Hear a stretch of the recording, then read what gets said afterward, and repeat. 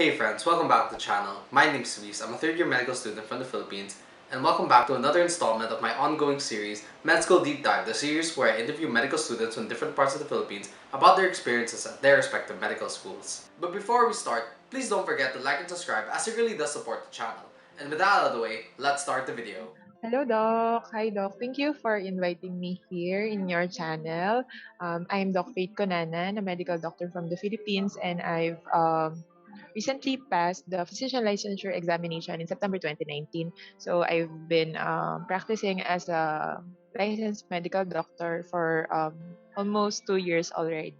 To start off, why did you decide to attend AUF for your medical education? So I've decided to study at AUF School of Medicine for three primary reasons. So personally, in my pre-med as a nursing student, I would want to pursue it in Manila. Due to the proximity, I was not allowed to. Sabi ng parents ko, maybe in medicine proper na lang, I can study in Manila. But given the situation and I found myself at home at AUF, I've considered studying in the same university for my pre-med and for my medical career. So the first one na kinonsider ko there, it was proximity because it was only 1 hour away from our place. Even if mag-dorm ako, I could go home easily. So I could meet up with my loved ones and my family. And then the next thing that I've considered was the board performance of the schools, 'di ba? So tayo naman kapag naghahanap tayo ng mga school, we always take note if maganda ba yung passing rate nila, how many of the graduates pass the board examination kasi yun naman yung end goal natin. And then the last part would be if you know someone na nag-study there and how was it. So I've gained some of the people na mga kakilala ko, tapos I've learned from them that the curriculum, the subjects tsaka yung exposure nila was okay. And then so yun, at least I could learn from them if magsa-start ako ng medical journey ko in the university. So yun, familiarity na rin din sa place kasi doon naman na ako nag-aral ng pre-med. So yun yung mga kinonsider ko. So during your time as a student there, what was the experience like? Parang what's the curriculum of AUF like? Because there's three distinct curriculum styles within the medical schools here in the Philippines: yung traditional, na subject-based, the module-based system, and PBL. So where along there is AUF at? So in our time, PBL was freshly introduced pa lang that time. So as students, 'di ba, we were taught to learn from the traditional way. So spoon-fed tayo, teachers or yung mga professors natin, they would give us information and we're expected to take an examination for them to know or to gauge if we really learned from them. However, from the problem-based learning kasi, it comes from the student. So the student is given clinical scenarios, the student is given topic, and then you learn it on your own, not naman without supervision. So parang yung goal kasi there is a little supervision from the professors, tapos self-directed learning siya from the student. So however kasi since bago lang yung curriculum na yon sa ano natin sa Philippines, di naman kasi ganun yung usual talaga, 'di ba?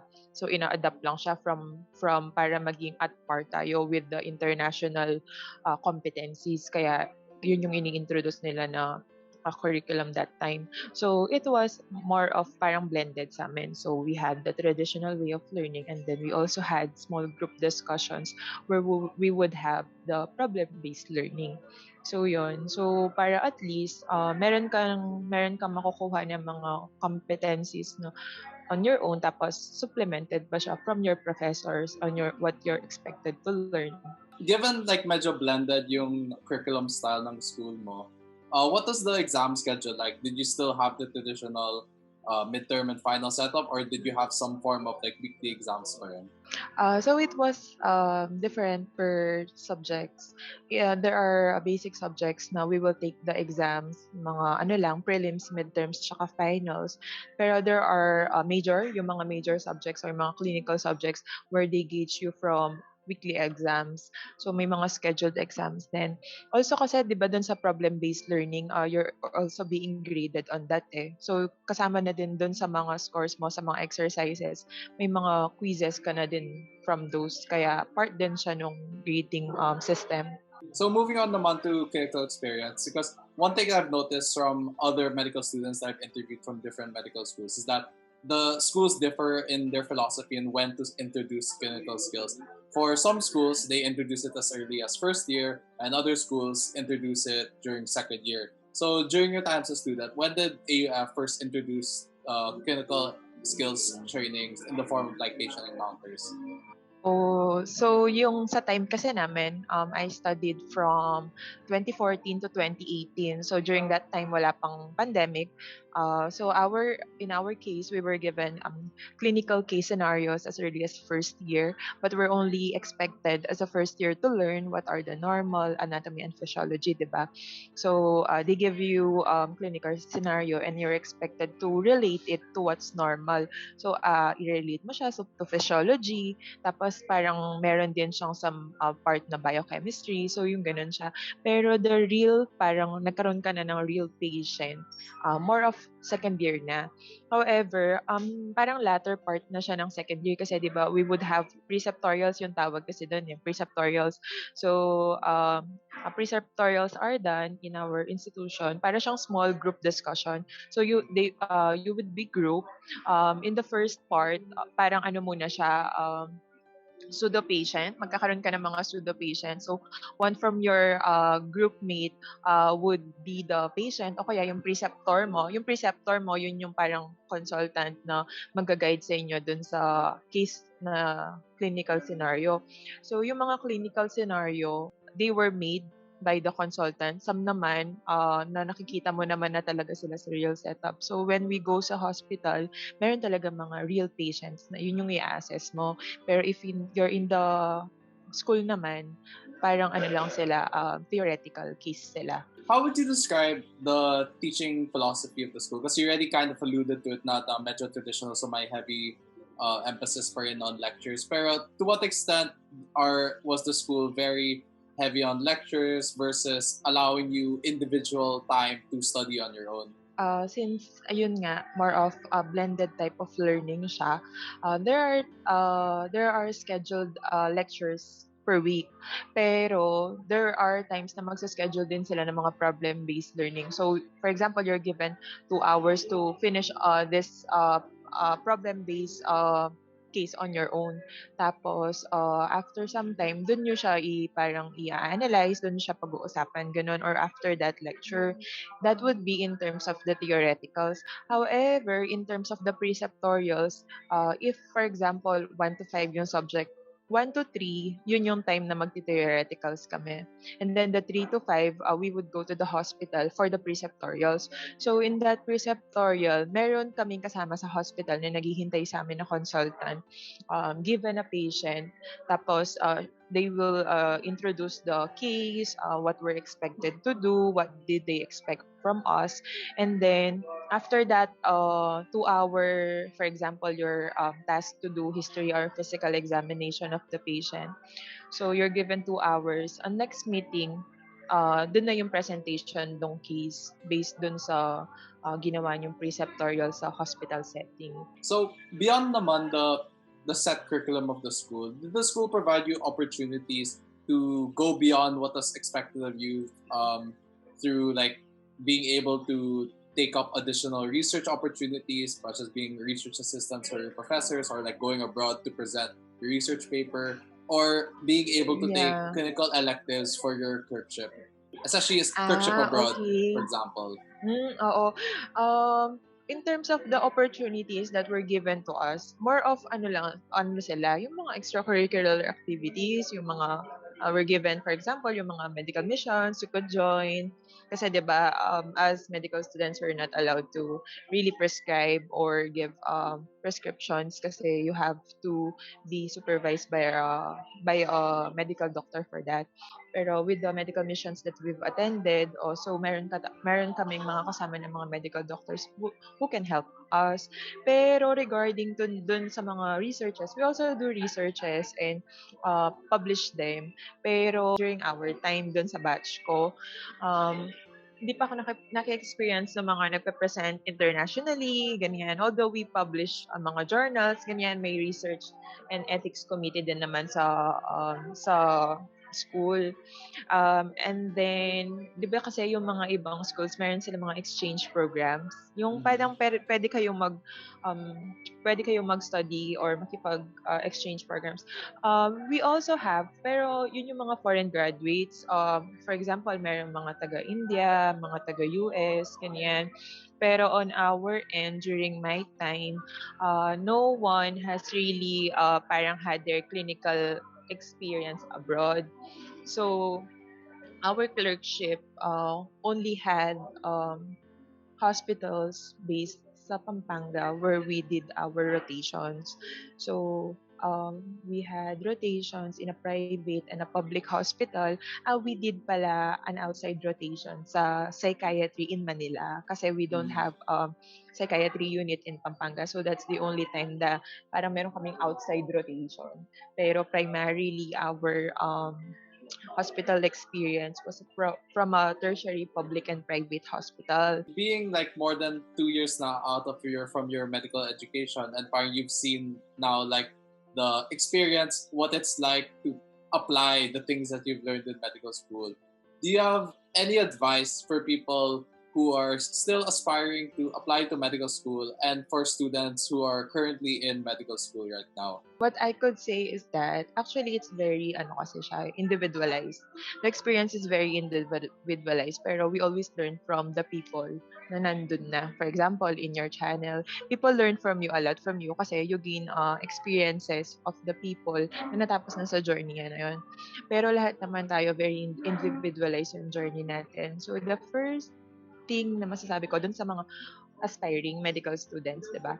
So if gusto mo talaga siya, so yun nga yung sinasabi ko, if you really want it, parang no one can stop you from doing it. So if you're there already, syempre do your best.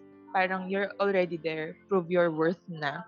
However, hindi man siya madali, pero it will really be worth it, no? So coming to an end, ng isang ano pa lang naman, parang kino-consider ko pa lang yung sarili ko as very amateur pa din, very novel pa din naman talaga siya. Hindi pa naman talaga ako yung consultant or parang matagal na talaga sa practice.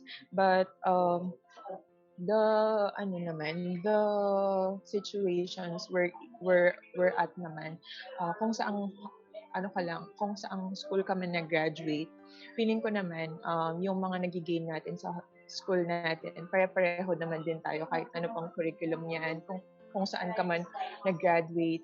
Kasi yun namang ginawa mo dun sa 4 years mo sa medical school, yun yung magma-matter. Hindi naman ibig sabihin kung saan ka nag-aral. Parang hindi naman niya masasabi kung gaano kakagaling ka sa medical doctor. Kasi on how you spent your life as a medical student, as a graduate, on how you treat your patients, tapos on how you empathize with them, that would that that for me is what really matters on how you treat your patient. Kasi yung sinasabi ng sa school namin, so you always have to be mabuti, you have to be kind to everyone, kind to your patient, di ba? Ayaw mo naman ng may doctor na masungit. So, pero hindi naman natin mas kasi we cannot be parang all kind or all nice to everyone. But as a physician, di ba? Yung mga 5-star na physician natin, 'di ba? Yung may mga ganun tayo dapat na mga traits. Tapos ano pa yung next natin, yung magaling. You have to be competent enough. That's why we have to take the board examination. They do not ask naman us to be the very, very best. We have to meet just the minimum standards of being able to treat a person. 'Di ba? Hindi naman niya sinabi na kailangan makuha mo to yung maging top-notcher ka. You have to be parang at par with the average lang para matreat mo yung mga patients mo. Kasi meron ka pa din kailangan competencies kaya nag-aaral tayo. Tapos the third one na core value din kasi ng AUF, yung may malasakit sa kapwa. So what is that? Siyempre, dapat compassionate ka as a doctor, no? It's not really about the salary, it's not really about what you will earn. Pero kasi more than that, minsan yung thank you lang ng patient mo, very enough na. So, during that time na nasa hospital kayo o kaya merong opportunity to learn, I always tell them na always say yes dun sa mga sasabihin sa inyo na, for example, you're a resident o kaya merong isang procedure na, maybe I would not be able to do it, Doc, kasi hindi ko pa talaga yan nagawa ever eh. Pero andun na yun eh. You were given the opportunity. Tapos nung time mo pa, sa'yo siya tinanong. So better say yes kasi that's the very that's the opportunity for you to learn. Not everyone naman. Baka kasi, syempre sa residency o kaya dun sa path na iti-take mo, di na babalik yung mga time na yun. For example, gusto mo mag-IM ka. Tapos, nung nag-clerk ka or intern ka, binigyan ka nung pedya resident mo, gusto mo ba mag-lumbar tap? Diba? Kung path na iti-take mo is IM, never ka na makakapag-lumbar tap ng pedya. Pero dahil nung clerk ka at saka intern ka, nag-guest ka dun sa resident mo, then that opportunity is already parang an experience for you. Whatever you see, for example, yung mga cases o kaya whatever you learn or nakita mo na unusual or very usual, then parang read about it already para hindi siya yung kasi you cannot for example magbo-board exam ka, you cannot finish the book like from end to end. Babasahin mo siya ng isang upuan lang. Pwede mo silang isa-isahin na parang, interesting case, let me read about that. Even just a paragraph or two a day would really make a difference. To add to what you said, like something that I've heard from my mentors in school na kapag naka-duty ka, you always have to be willing to learn things. Parang you're encouraged to be bibo kasi there's no better teacher than experience eh. And then like even if you get something wrong, at least you know na that's wrong na, and then you correct na from there, diba?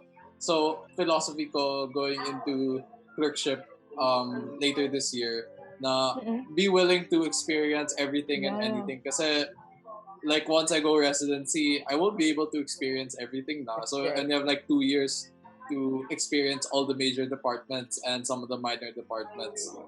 So I think I agree that as while I'm still exposed to everything, try to get the taste of everything while I still have the opportunities because that won't be there anymore after I graduate.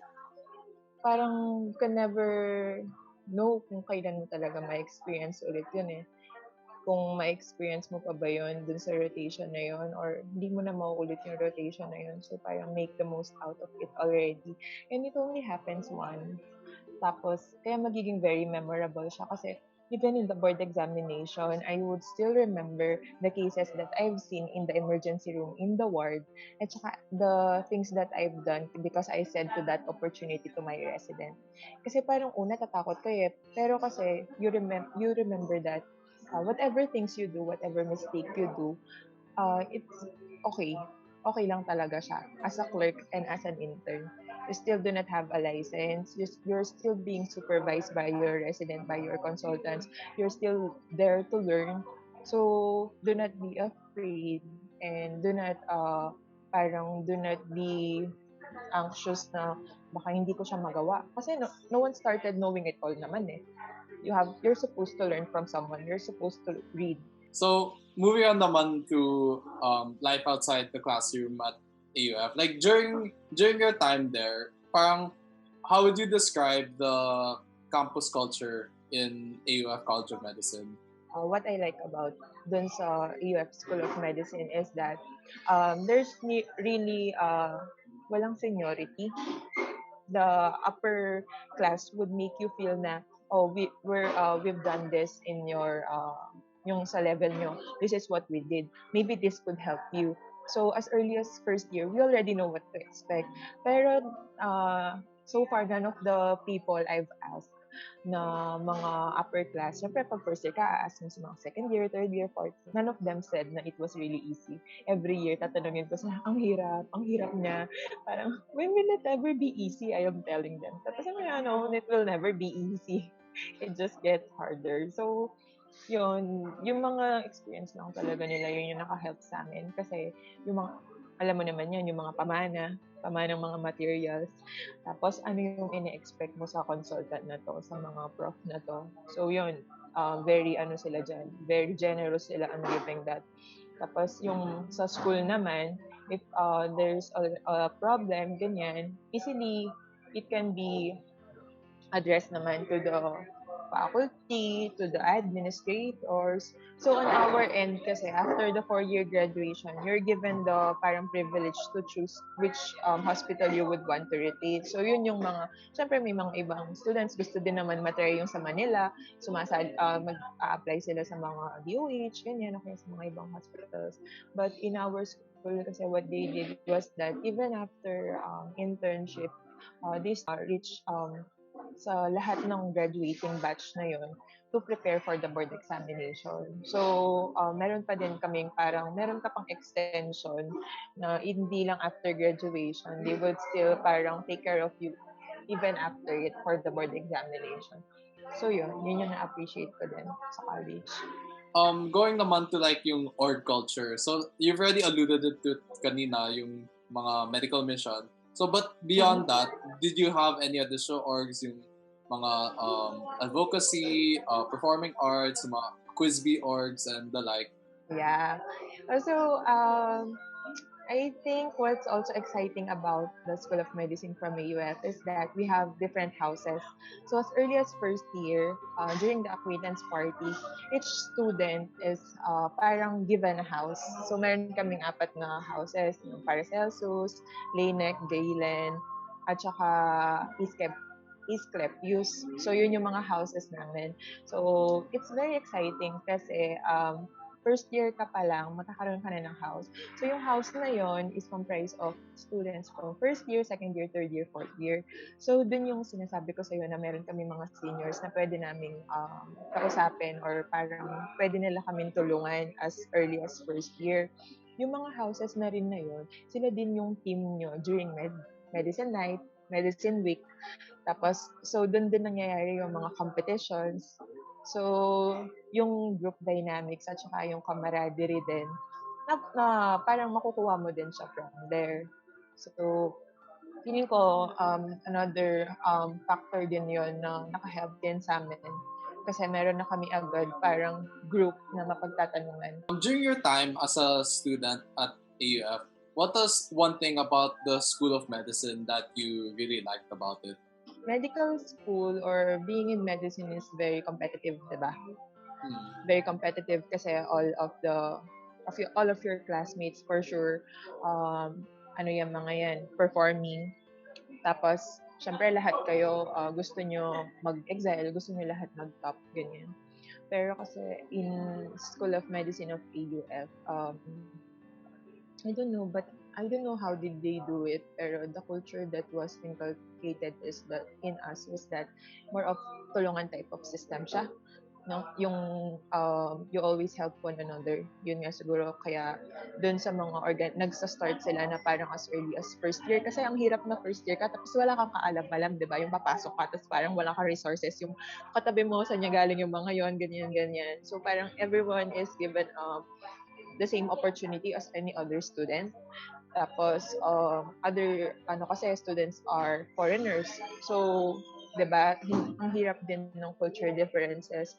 So, nakaka-help din 'yon, yung mga magkakaroon ka ng organization, magkakaroon ka ng parang family din. And then as a follow-up to that, during your time there, what's one thing that you wish the school had during your time and you wish something that the future incoming students can experience during their time? I would want to have clinical, yung mga abroad, yung mga experience na pwede kasi yung mga ibang clerks noon na pumunta sa US, pumunta sa para magiging exchange student sila kahit mga 1 month lang, ganyan. Siguro very conservative and traditional nga yung sa school. Siguro mas madagdagan yung outside rotation namin kasi para makita din namin, for sure madami din kasi mga facilities sa mga hospitals nyo na hindi naman din present sa amin. Although, siguro kahit mga tawag dito, mga tour, mga ganyan. Tour na hindi man kami makapag-duty pero we would be able to see how it's done in the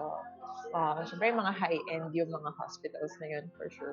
So before I let you go, Doc Fate, is there anything you'd like to promote to our audience? Your social media, your YouTube channel, and so on? AUF is the only medical school in Central Luzon, so School of Medicine. So anyone from Region 3 could apply in our institution. No? Very, ano naman, very good yung performance sa board examination. I also have my own YouTube channel. I've started it because of the pandemic. So I've had patients na nag-ask on what to do during the pandemic. That's why I tried to make videos for them to make parang for them na to understand COVID easier, ganyan, hacks on wearing mask, what to do for what to do when going to work. So, yun, feeling ko kasi, no, yung ito what we do, Doc ChinoyMD, no, yung vision namin or yung goal namin talaga is to be, yun nga, informative, to help other people learn, to gain information from our experiences. So I think also it works both end for us. So yan nga, we learn from what we watch. Tapos we also let our patients, okay, sa kanya, sa part niya, yung mga students, to have something to watch para malaman nila kung ano ba talaga yung, for example, sa kanya, yung medical journey niya. Sa akin din naging helpful siya kasi yung mga patients ko, I'll just send the link. Tapos makakapanood na sila ng informational videos.